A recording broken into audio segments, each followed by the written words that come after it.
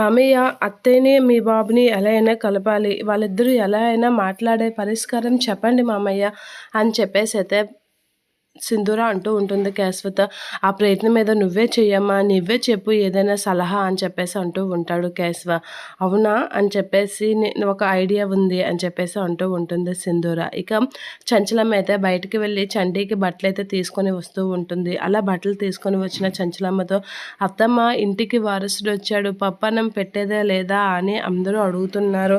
ఏంటత్తమ్మ మీరు చెప్పండి" అని అడుగుతూ ఉంటుంది సింధూర. "నలుగురికి భోజనం 10 మందికి భోజనం పెట్టడానికి నాకేం ప్రాబ్లమ్ లేదు. నేనేం అనను.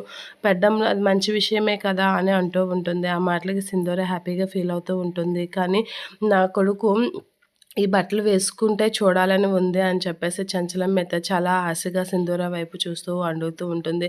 "అవునా! ఆ పని చేసే బాధ్యత నాది. చంటి ఈ బట్టలు వేసుకునే బాధ్యత నాది. నేను చూసుకుంటాను కదా! ఇలా ఇవ్వండి" అని చెప్పేసి బట్టలైతే తీసుకుంటూ ఉంటుంది. అలా చంచలమ్మ దగ్గర బట్టలు తీసుకొని చంటి దగ్గరికైతే వెళ్తూ ఉంటుంది సింధూర. ఇక చంటి అయితే రెడీ అవుతూ ఉంటాడు.